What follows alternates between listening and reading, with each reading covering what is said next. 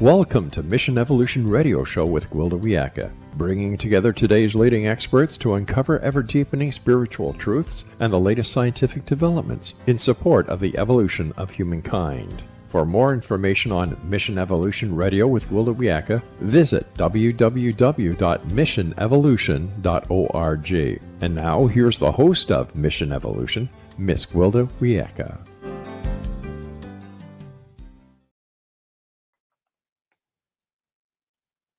This is Mission Evolution, and I'm Gilda Wiyaka. Today, we welcome a remarkable guest whose life's work unfolds the powerful spaces where transformation begins. Sande Hart is an award-winning author, humanitarian, visionary, women's empowerment advocate, and founder of Global Women's Village, an interfaith organization dedicated to compassion, collaboration, and community healing. Sande's also the author of the celebrated book, The Liminal Odyssey, the alchemical power of the spaces in between, exploring the alchemical force found in the in-between spaces of our lives. These thresholds, where identity shifts consciousness, expands, and destiny unfolds. Her leadership in establishing California as the world's first compassionate state has positioned her as a global catalyst for positive social evolution. In her work as a futurist, spiritual activist, and community builder, Sande teaches us to honor the unseen, embrace uncertainty, and use liminal space as a gateway to personal and collective evolution. Sande, thanks for joining us on Mission Evolution. I am so happy to be here with you. Thank you for having me. It's just a real pleasure. I'm so looking forward to working with you today. Yeah. So, Sande, what first inspired your lifelong work with the liminal? Oh, well, it started long before I even understood what the word liminal meant. It was a tongue twister for me, but I'd always been really curious about people. And I was raised in a rather rigid home. I wasn't raised with a lot of confidence or, an environment that really fostered evolutionary growth. And that was very much due to the cons. My parents were much older than me. I'm much older than the average parent. And also, it was necessary for who I was. I had to go through the difficult experiences and some trauma to really know that this was a catalyst for me to start asking different questions. And I was always asking people where they were from. And, I was always asking to get invited into people's homes because I wanted to know what it smelled like. And I wanted to know what kind of foods they ate. And I wanted to understand what was on the walls and what that meant to them. So I was always interested in what motivated people, really, is what it was. And so the morning of 9/11, I woke up completely rewired from the director of sales and marketing of, who I was the night before 9/11. And I heard Gather Women. And I'm like, oh, who's saying this to me? And where am I supposed to find these women? And what am I supposed to do with them once I find them? But I said yes. And before I knew it, I had 12 women from the faith communities, because this is what was going on in my county, where these conversations of different faiths coming together to address the tolerance in the community. And that's where I found the women. So we were just naturally interfaithful when we gathered. So we called ourselves the Mother of All Nations, known as S.A.R.A.H. And then 20 years later, we realized it was time to change and became the Global Women's Village. We're not interfaithful anymore, but it's very much part of our DNA. To answer your question about the liminal space, it was always in those liminal spaces that I've accomplished anything. And everything I have done was a creative spark. So there was no state of compassion before. Now California is a state of compassion. There was no women's organization that looked anything like us. And now we became the world's largest and, grassroots interfaith organization. There was nothing like any of the initiatives that I have ever, brought forth or led further. And so I came to realize that all of that happened in these spaces, but I didn't have a framework for it until I heard this word liminal that meant threshold. So I discovered it's really what I'm doing in those spaces in between, dilemma and choice, crisis and action, hearing something that catalyzed me into what am I going to do next with this? I wasn't just happy sitting there and letting it pass by me. So that is that liminal space is what informs me of what the next thing to do is. Slowing down, asking the question, what wants to happen here? And then doing it. Now that's fascinating. So, how do your roles as a mother, grandmother, author, and community leader shape your perspective on social change? 100%. First of all, becoming a mother changes everything because now you see the world through the lens of how it's impacting my child, how I'm impacting my child. What am I contributing to in the world? Where is my dollar going? Who am I supporting? What corporation am I feeding? And so it changed everything for me at some cellular level. I really didn't come to understand that until I've been doing this study, which is really more intense in the last 5 years. And I'm like, okay, that is what was driving me to always show up into different spaces were my kids. Interfaith, oh gosh, well, the beauty of interfaith community building is that you get to learn about all these different traditions and pathways, which really do more for deepening the roots of your own tradition and belief system. And so the interfaith, adding that, into the mix, into the cauldron that was stirred up, being a mother and seeing the world through that archetypal understanding of who I was as a mother, and also becoming more connected to the child, to the maiden in me. If you're looking at these archetypal identities of maiden, mother, crone, and so these perspectives have changed over the years as I grow into that crone, into that wisdom of being a woman. And so all of these understandings every day evolve my belief system and my fiber and rearrange the DNA every day because I'm learning different things every day. Never a dull moment then, huh? Never a dull moment. What motivated you to create Global Women's Village and how has it evolved?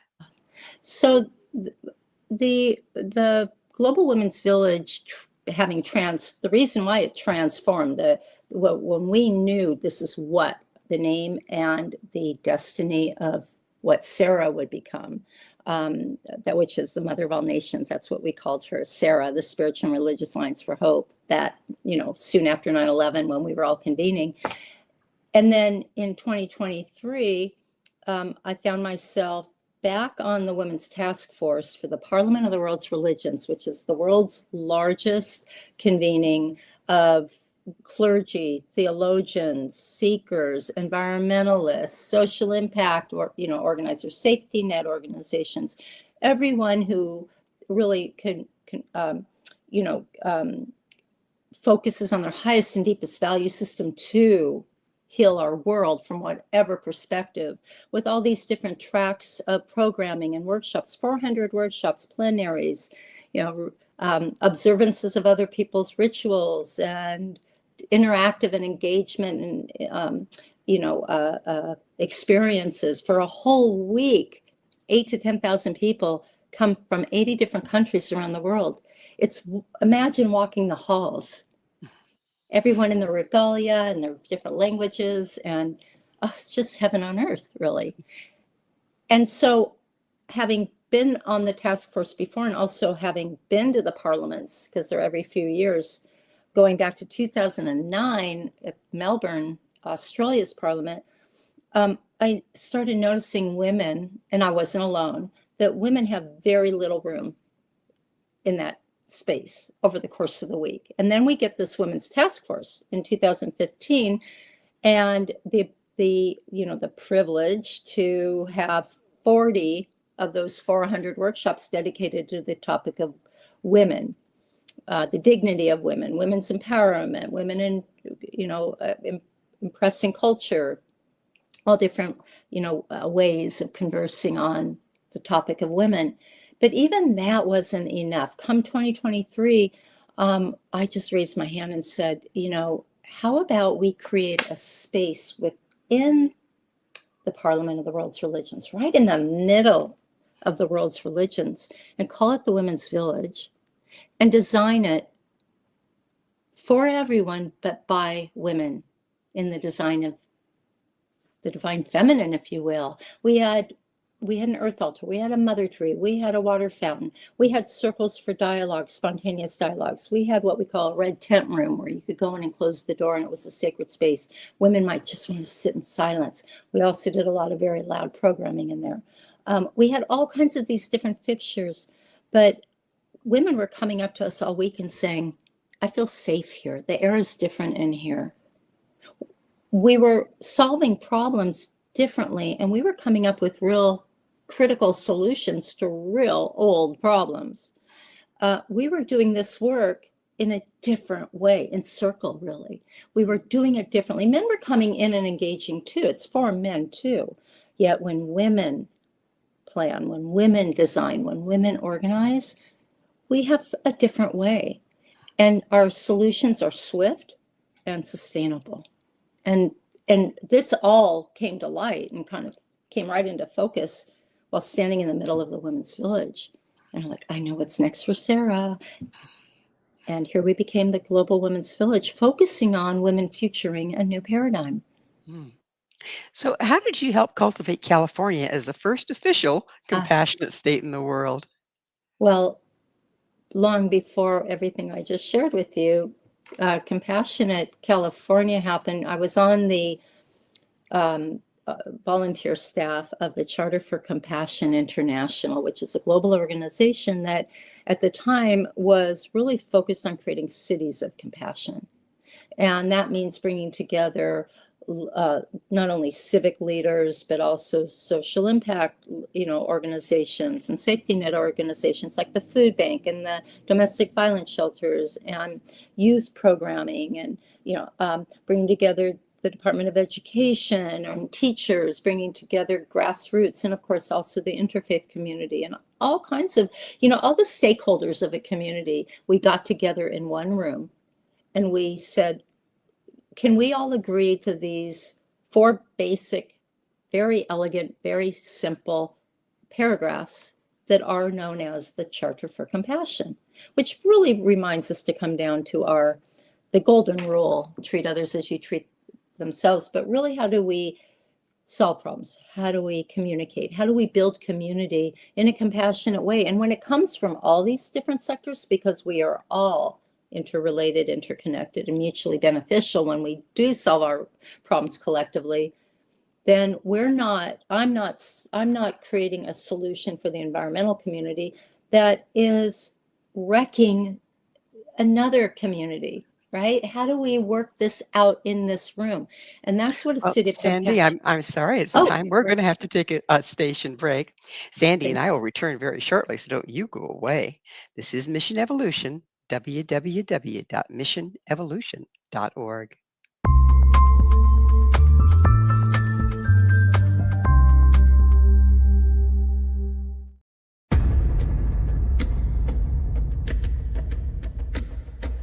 Are you ready for a tale that will leave you on the edge of your seat? Get ready to dive into the gripping memoir by Bart Sibrel titled Moon Man. Bart Sibrel takes you on a heart-pounding journey, unmasking the truth behind America's famous Apollo missions. Prepare yourself for hair-raising encounters with agents from the U.S. government's top secret agencies.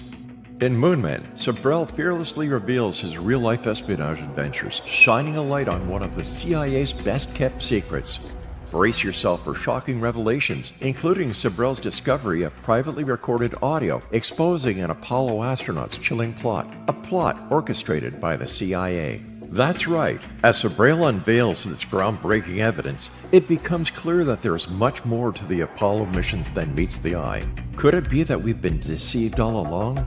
Moonman is a gripping page-turner that challenges everything you thought you knew. It's a mind-bending journey into the unknown, where the line between truth and fiction becomes blurred. Don't miss this opportunity to uncover the secrets hidden for decades. Let your curiosity guide you as you join Bart Sibrel on his quest to find the truth. Moonman, available now at Sibrel.com. That's Sibrel.com. Prepare to have your beliefs shaken to the very core.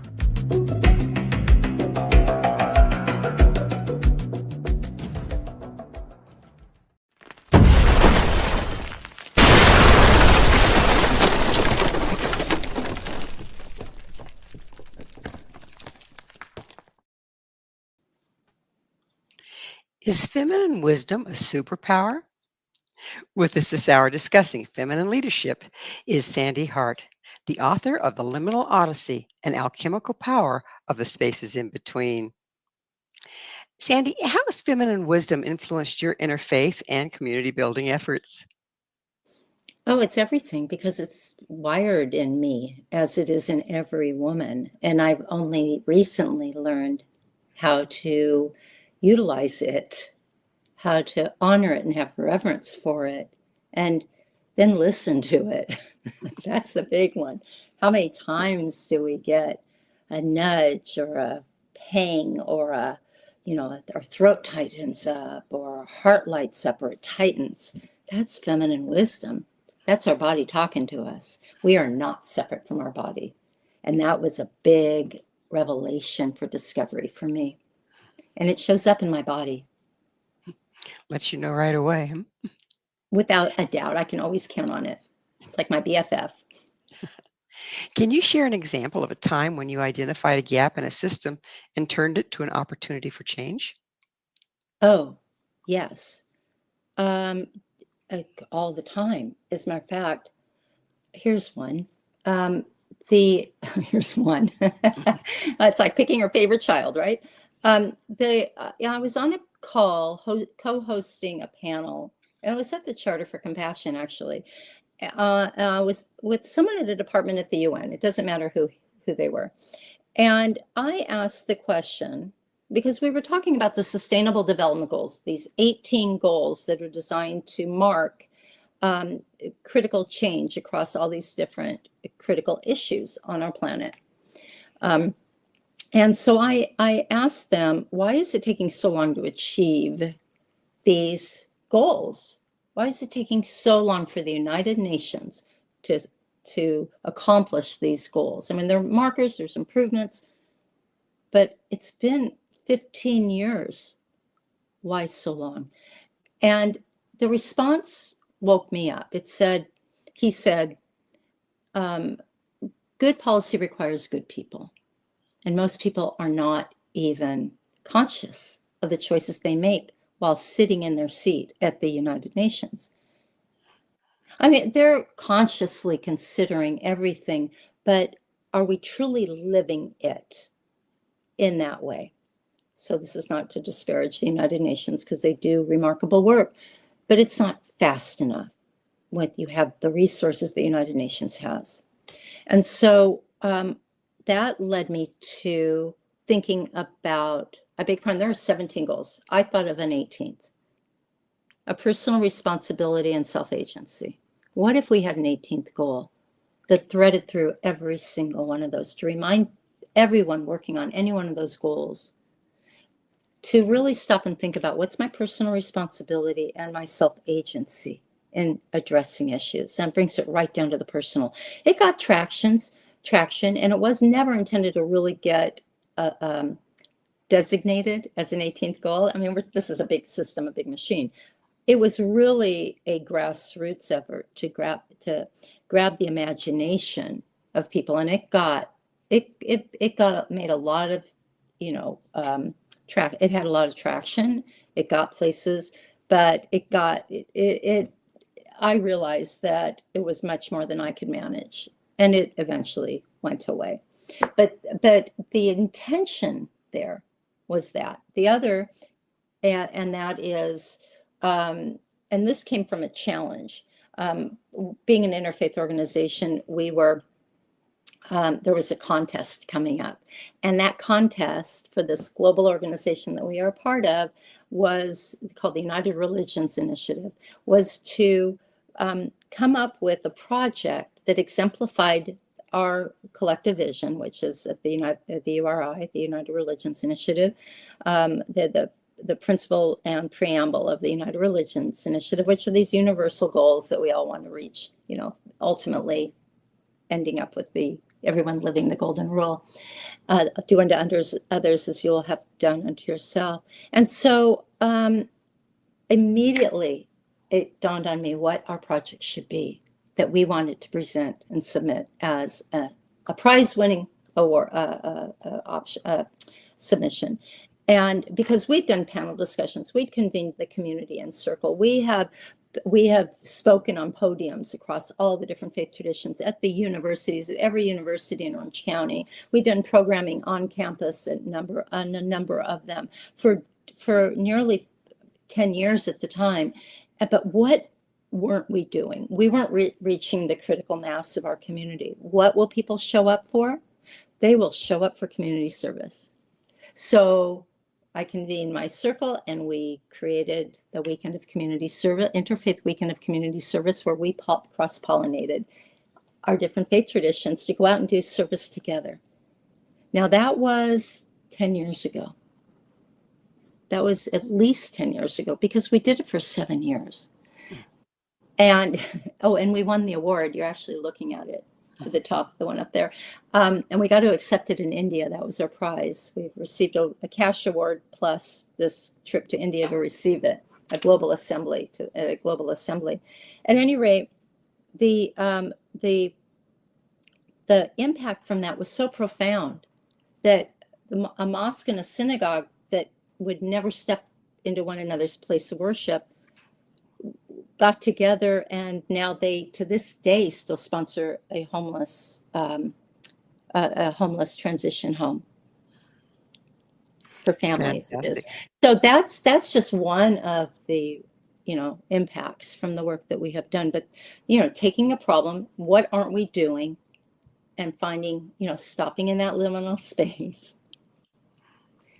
and asking what aren't we doing? What questions aren't we asking? And that's where we came up with that.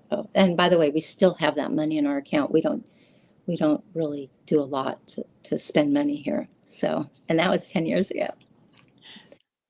So what global shift do you believe is necessary for women to move into equal leadership roles? Thank you for asking that question. It's absolutely about remembering who we are. And ask ourselves, how am I perpetuating the system? Where is my dollar going? How am I treating my sister? Am I wounded? Do I have the sister wound? Do I have some trauma that could be addressed? And how am I living that? We fundamentally believe that women are the answer to all of humanity's issues right now. And what about the men? We need our men. We need our partners. We can't fly. We need the two wings of the bird to be in balance. But sometimes you want to turn a corner, you want to change directions, you got to shift which wing is up here and which wing is going to be taken care of down here. And so what we know that when we do our work, everyone is healed. And that's what happened at the Women's Village at the Parliament. Everyone was welcome into the space. We didn't do it just for ourselves, but we did it through how women heal, how women solve problems, how women design. So what is liminality? Liminal means threshold. Liminality means what we do in that space. And how does the concept of liminality relate to expanded consciousness and spiritual awakening? I think it's everything. It's where we start. It's where we can slow down to the speed of awe and wonder, right? This is just standard, fundamental. That should be the default. Awe and wonder. Because when you're in wonder, you're in curiosity, right? And when you're in curiosity, there's not a lot of room for vulnerability or fear. And fear is usually what keeps us in place. That's why we continue. We might be spiraling as an evolution, but we keep coming back around because I think this is great spirit, God, however you want to identify whatever force is moving us, moving through us. which is not, I can't even find a name. There is no name for it, that which cannot be named. It continues to put this back in front of us. Look at the conditions in the United States right now. How is it so fragile that so much is getting rolled back and so many are agreeing to it? How is that possible? We haven't learned. We haven't asked the right questions. And that's what we're in search of. That we're in search of the right answers. But first you have to have the right questions. And that happens in the liminal space. When we quiet and realize, and just realize with real eyes. Turn on your inside eyes, your internal eyes, your inner eye. And what haven't we been asking? Get real. We have to go gentle on ourselves, but we get to be real with ourselves in that space. And that's when I discovered this one chapter. I thought I was writing for the Liminal Odyssey. It turned out to be 11 or 12 chapters. And I say 11 or 12 because the 12th is barely a chapter, but it packs a punch, if you will. And it basically unfolded because I started slowing down in that space and thinking about, what does the story really mean that happened to me in my life? What I thought was a mundane experience, kind of cool mundane experience, but a mundane experience. What was happening there? And oh my gosh, wait, there's another story. Suddenly all these stories started just like rolling out of me, each with, anchored with a methodology or a mythology or a philosophy or some science that in some quantum science as well, that really made sense of what was going on in that story. And then I started seeing a web develop, and that web then became my safety net. So when we do this, when we write our stories, we start seeing not only how they are not mundane, they are some juicy, full stories worth writing. We can start saying what was alive in me, what was going on in that moment. And that's our gift. That makes up all of our beautiful parts. The wounds, the scars, the joys, all of our parts are beautiful when we can take the time and on wonder in the liminal space to see them. So what does it mean to call yourself a woman futurer? To future a new paradigm is to know that we're doing our work, but we're looking into the future.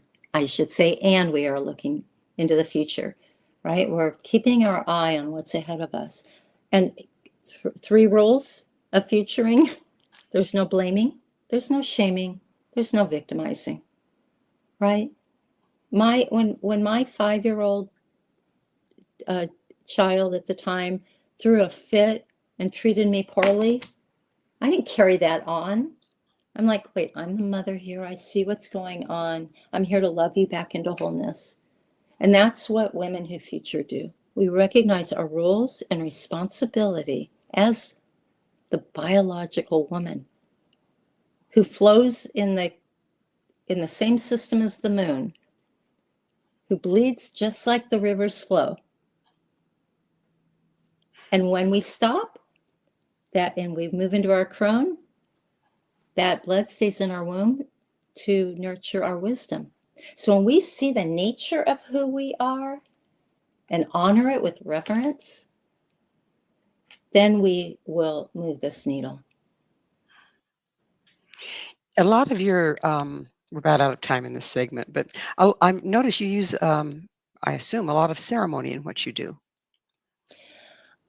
I do. And I've never thought of myself as a ceremonious person. I love ceremony. I'm Jewish.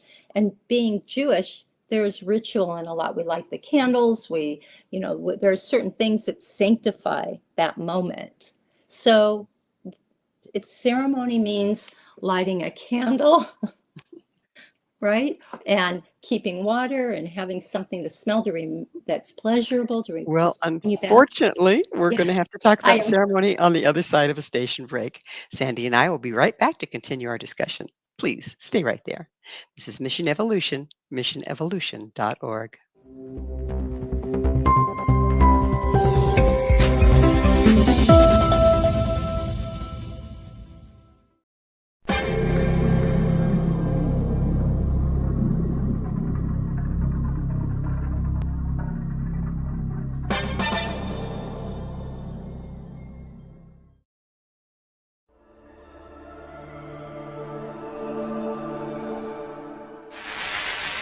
NASA has confirmed that they have evidence of life beyond Earth. This discovery is confirmed. Well, let's see, we've had visitors again. Yeah. Anything worth mentioning? I filmed 16 minutes on March 5th, 1994, 16 minutes of broad daylight UFO activity.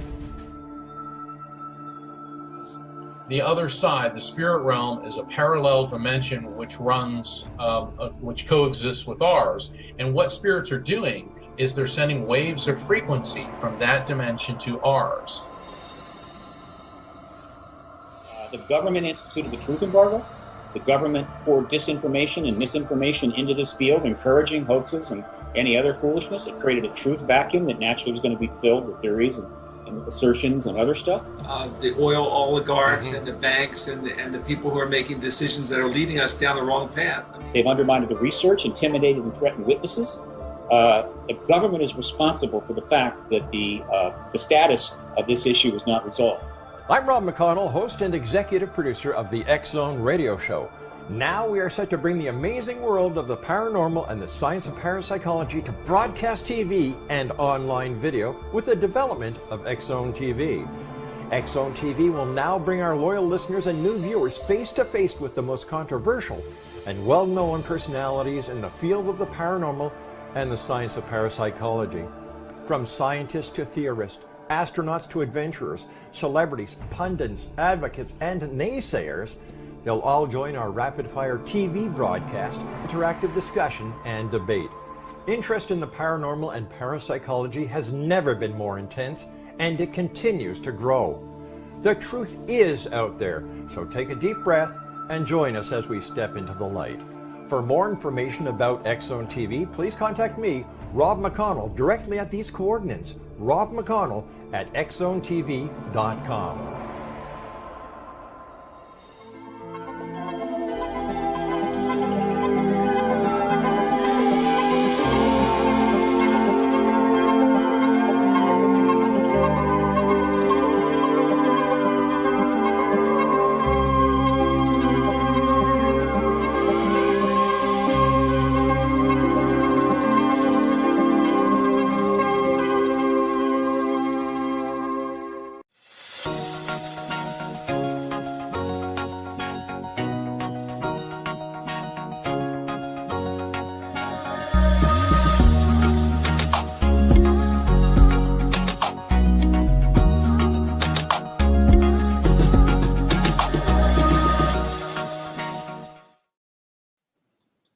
What are the in-between spaces? This is Mission Evolution, missionevolution.org. With us discussing the power of liminal space is Sande Hart. Her website, sandehart.com. Sande, we were talking a little bit about ceremony, and through what you've said to me so far, I see whiffs of, if you will, the aroma of various different cultural ceremonies, from Native American, you're talking about the red tent or the red lodge, to all sorts of different ones. Have you drawn on all different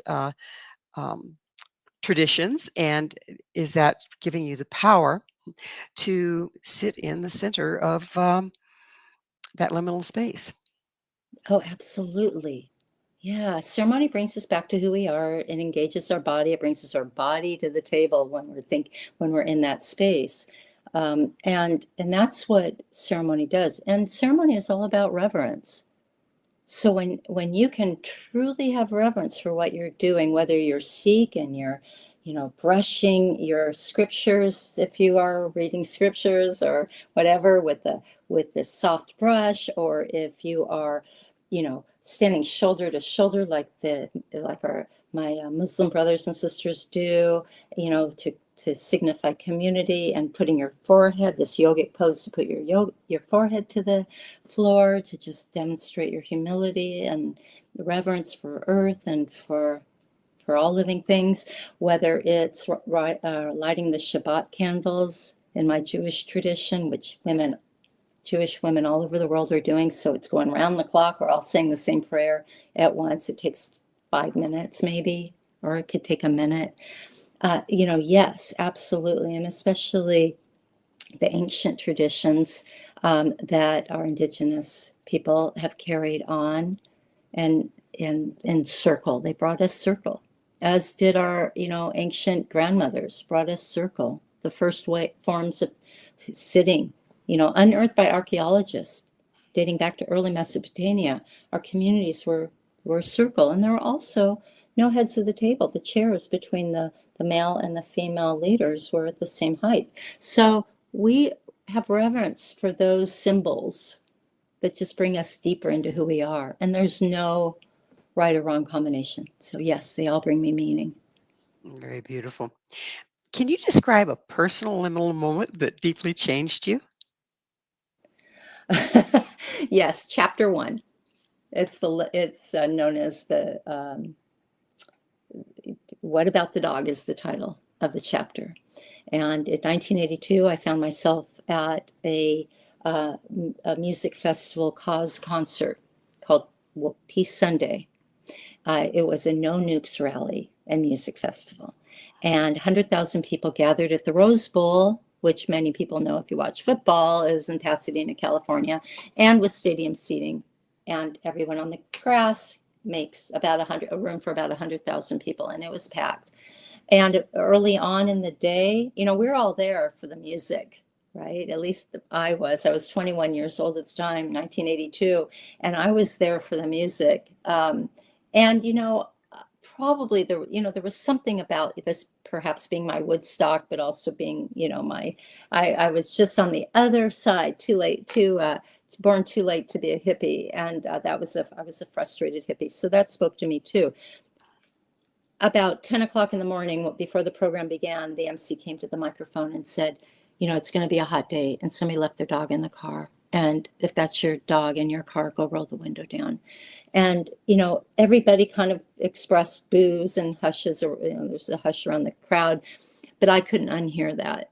And so when I found a moment of silence between a speaker and the band, because that's how the day went, speaker band all the way through, and environmentalists and politicians and celebrities, Mike Farrell, Jane Fonda, Yoko Ono, these are all the speakers that peppered in between the bands.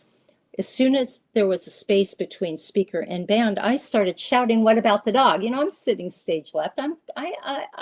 They'll hear me for sure, over 100,000 people, but I realized I better chant, so it'll be repetitive, and they'll hear, "What about the dog?" Because I want to report back stat. And we got drowned out, but now my friends on the next time around joined me. And then by noon, and I was relentless in chanting. I started every chant until it took a life of its own. The entire stadium by noon was chanting, "What about the dog?" every moment they could in between the spaces. And I realized in that moment, oh, there's something here, but it was seated in me. I hadn't lived enough to know that was a moment for me until I started writing this story.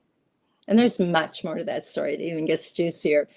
But it wasn't until about 4 o'clock that day, I was walking in from the concession stand and I heard it. And I'm like, wait, I didn't start this. I started something, but it wasn't that round of chanting. And it went until the MC had to make an announcement that the dog is fine. And that was only so Mr. Stevie Wonder could get 5 minutes of silence to pray, because they probably knew he wouldn't. Anyway, that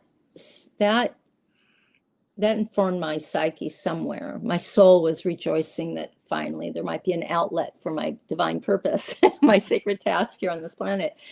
And it did as soon as I started writing this book. And that was this first story that I realized, what was anchoring me there? And that was exactly the same time I heard the word liminal.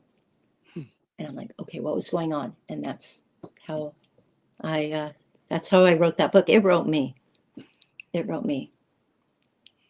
What practical tools do you teach individuals or organizations to help them navigate liminal transitions? Yeah, there's a series, there's a process, and I use a lot of my compassion integrity training on secular ethic, compassionate, trauma-informed training, although I don't call that when I step into the room, but it does really tap into those spaces where we can start to question who we are. And we start with questioning assumptions. What assumptions do you carry through the day? And that's not something you can answer just the first time you hear it. You have to start paying attention and being willing to ask the question, and starting with certain practices that start creating different neural pathways in our mind. Every day, if I ask myself, why am I flipping this light switch before going out of the room? Why am I getting in my car and doing these things that I'm doing? Some regular thing that you do every single day, set a precedent of practice, set a practice for it. And before you know it, that'll start cultivating different awareness centers will start firing off. It's like, why do I believe that? Why do I think I have to buy that product? Why do I watch TV commercials that tell me I'll be thin and pretty and smart if I buy their product? That's not right. We start to become more aware when we start paying attention to the patterns that we carry on in our own life and we don't even know it. So I'll just say that I start with questioning assumptions.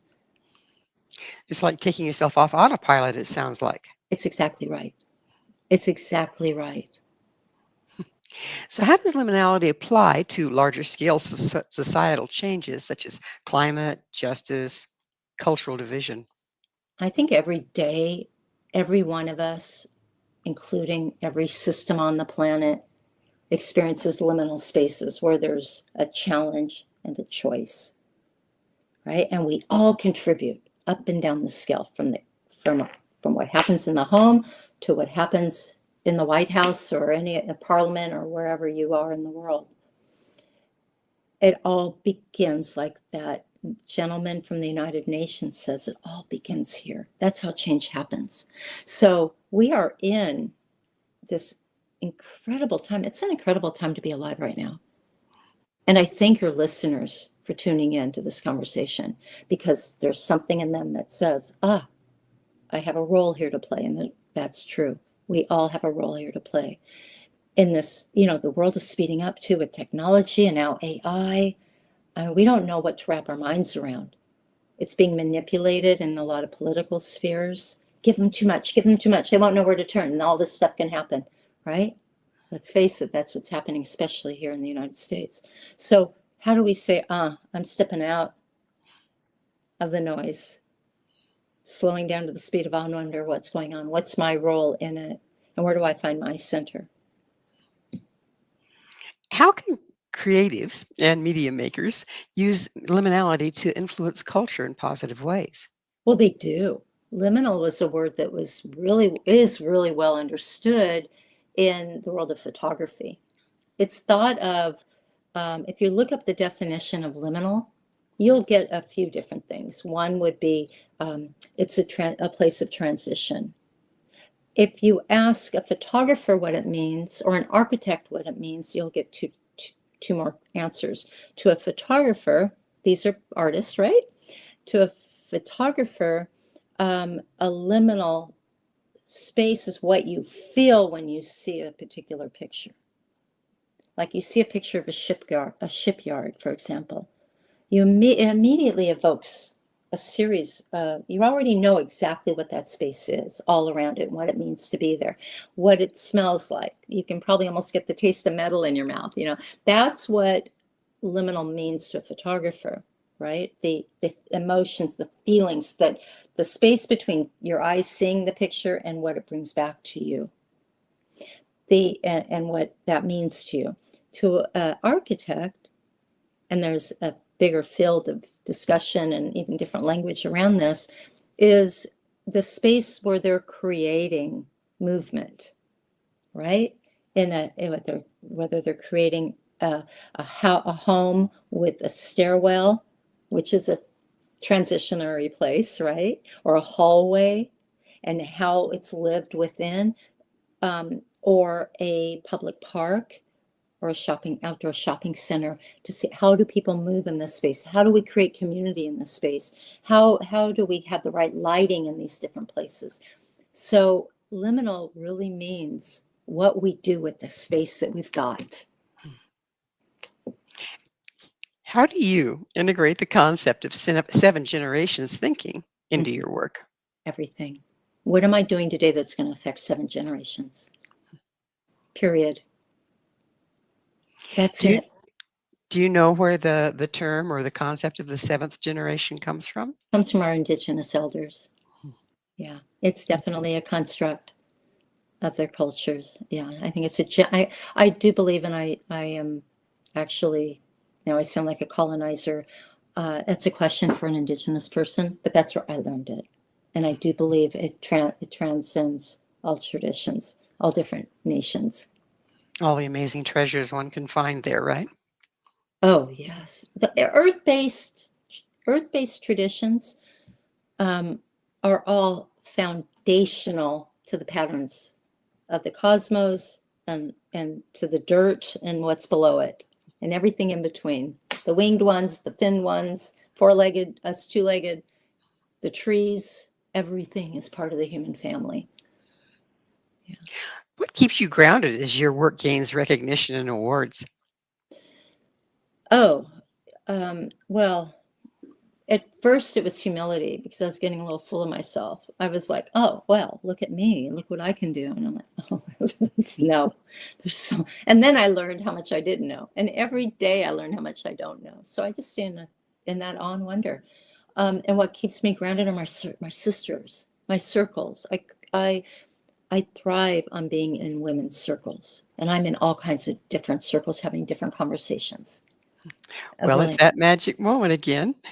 We need to take another station break, but please stay with us as Sandy and I explore cross-culture collaboration.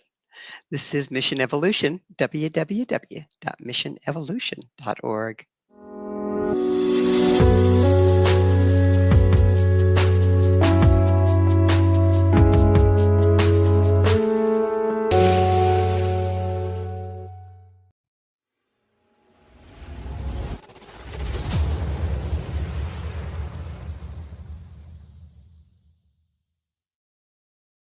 So I was watching the X Zone TV channel last night when I was abducted by aliens, and they kept repeating to me over and over again, simultv.com, simultv.com. What's simultv.com? That's what I asked them. They had it written on the side of their UFO. How do you spell that? UFO. No, I mean simultv.com. simultv.com. simultv.com. Right. simultv.com. Interesting that you were abducted by aliens in a simultv.com UFO last night. Oh, yeah? Yeah. Now that you mention it, I remember now last night I was awakened from a deep sleep. My great-grandmother was standing there. She said she come from the hereafter to tell me about simultv.com. She even spelled it out for me. simultv.com, sonny boy. simultv.com. simultv.com, sonny boy. Wow. Yeah. Guys, you'll never guess what my psychic guru just told me. simultv.com. Exactly. Are you guys psychic too? Of course. We all know about simultv.com. simultv.com.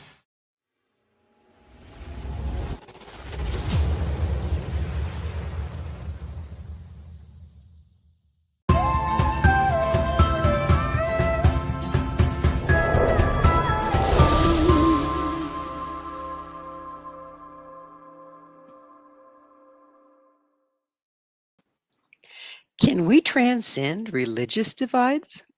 This is Mission Evolution, missionevolution.org. We're continuing our discussion with Sande Hart. Sandy, how do you encourage collaboration across cultural, generational, or religious divides? You know, my work has moved out of the community-based, interfaith community building. And what we've done before is bring people together. The question is, are they willing to sit at the table? And I will tell you that what I discovered after nearly 2 years of interfaith community building at the grassroots, where I'm in the room where it happened, I discovered it isn't religion that divides us. What it is nationalism and the rigid edges of religion that are manipulated, if you will, to have us believe that we are divided, right? For power, for my way, right? And last I looked, there were 8.15 billion people on the planet, but that was a while ago. And while there's a finite amount of faith traditions and definitely a smaller, more world religions collection of belief systems, there are infinite ways of living and being in that faith. So I am informed by all of those things we talked about, right? I have all these life experiences and all these different, I've learned from so many different perspectives and experiences that have happened to me.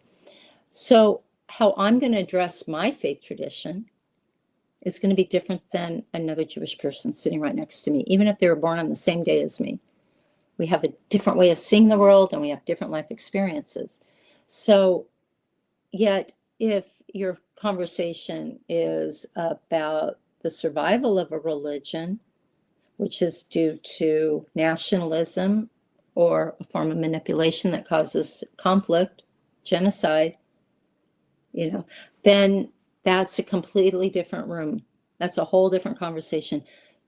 Faith traditions, people who really, I've discovered that those who really understand their faith and it applies to them in a way of love and not fear, then it's an easy conversation to have. The difficult dialogues are when it's about conflict, war, division, lines in the sand.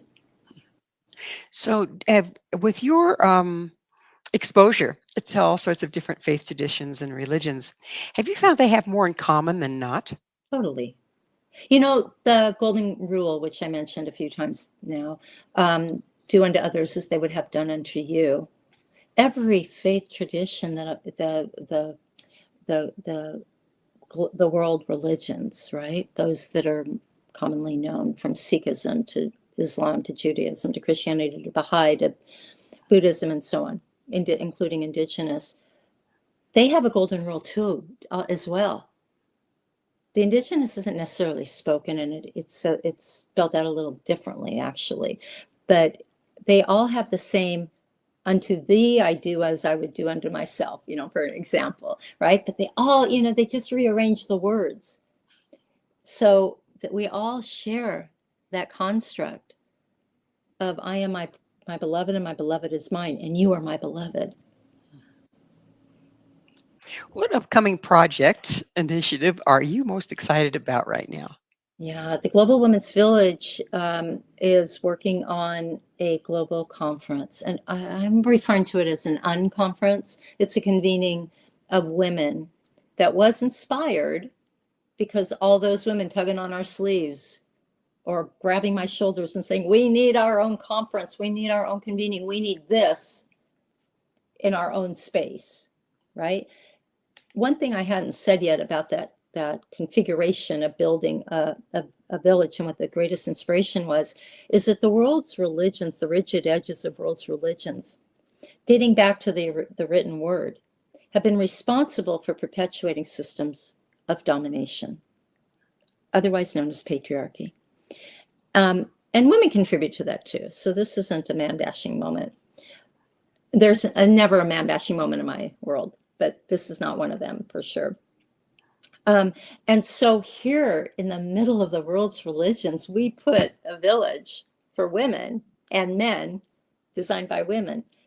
There was something significant there. And that is what I think alchemized the air.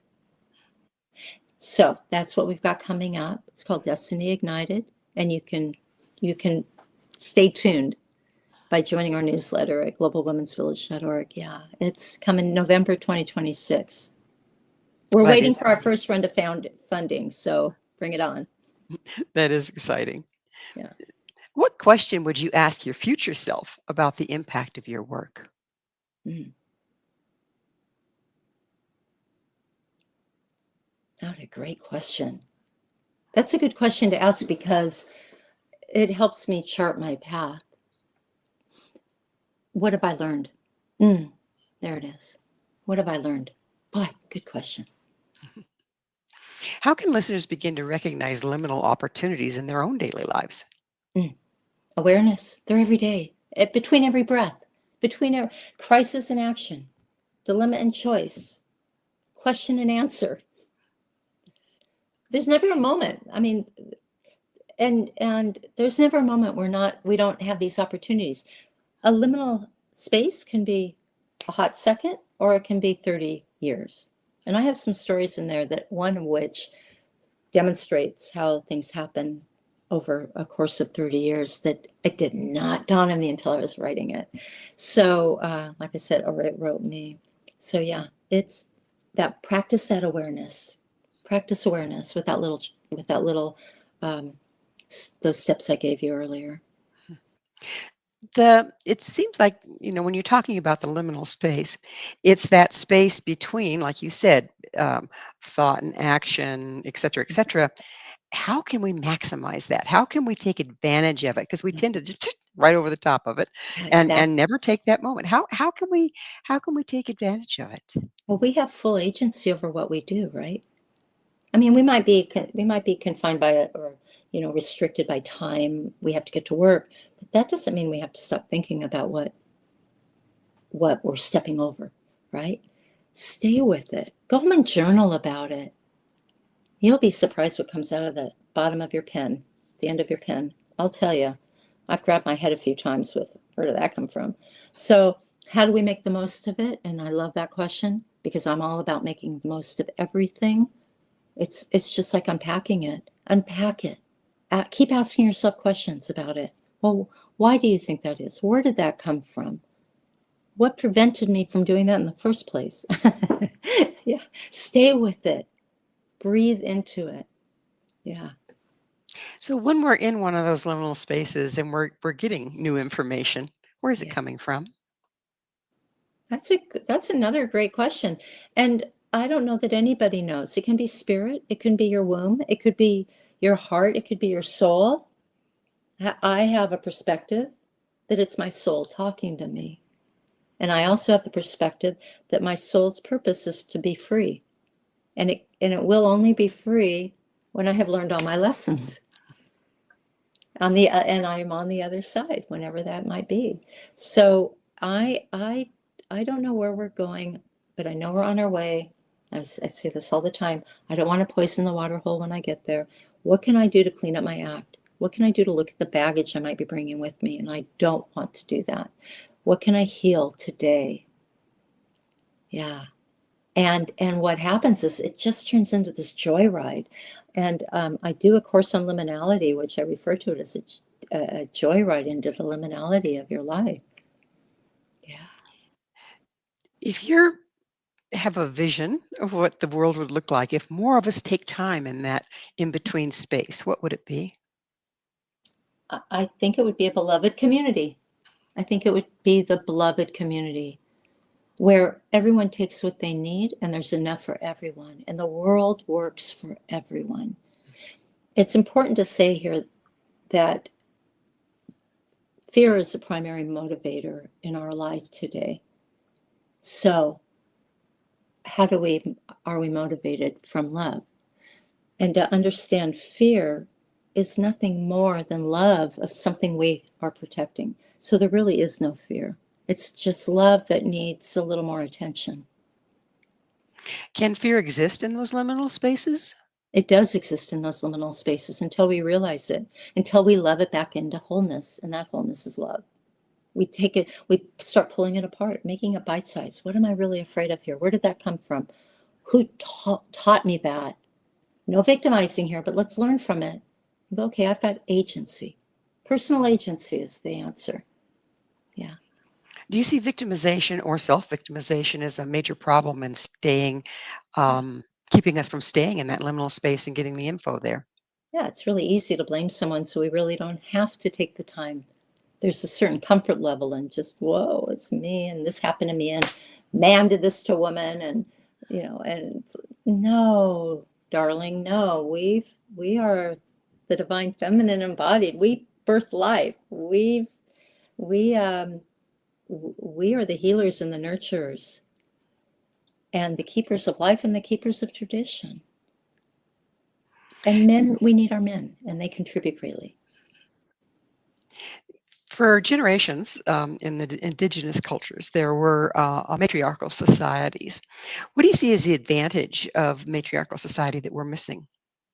Well, I think that I don't propose that we move into a matriarchal society, because that takes us back out of balance, right? We need a system of partnership, right? And there is an entire system of partnership, scaffolding. There's visit Dr. Rian Eisler, Eisler, or reach out to me, and I will put you in touch with that, and then direct you to what it means for a system of partnership to thrive, that she is the architect of. And we're also speaking this Friday on a call. Nice. Yeah. It's that time, Sandy, when I have to ask you, what's your mission? To future a new paradigm. Simple as that. Yeah. And to be a good mom and grandmother. Being the elder, that's a challenge, isn't it? It is. And that's why it's so important that we remember it. And then it's not a challenge anymore. Then you just know who you are. Well, it's been absolutely wonderful having you on the show. Unfortunately, we are out of time, but Sandy, thank you so much for being here and sharing your wisdom. It was a delight. Thank you so much for having me and asking such great questions. My pleasure. Our thanks to Sande Hart for an inspiring and profoundly insightful conversation. Her work reminds us that real change doesn't happen in moments of certainty. It happens in the unknown, the unseen, and the unclaimed spaces between what is and what will be. To learn more about Sandy's book, upcoming programs, or the Global Women's Village, visit sandehart.com. Until next time, may you walk boldly through your own liminal spaces and discover the transformation waiting on the other side. As always, thank you for joining us on Mission Evolution with Gilda Wiyaka. For more information or to enjoy our past archived episodes, visit www.missionevolution.org. But please, be sure to join us right here next time, as this mission will continue, bringing information, resources, and support to our evolving world.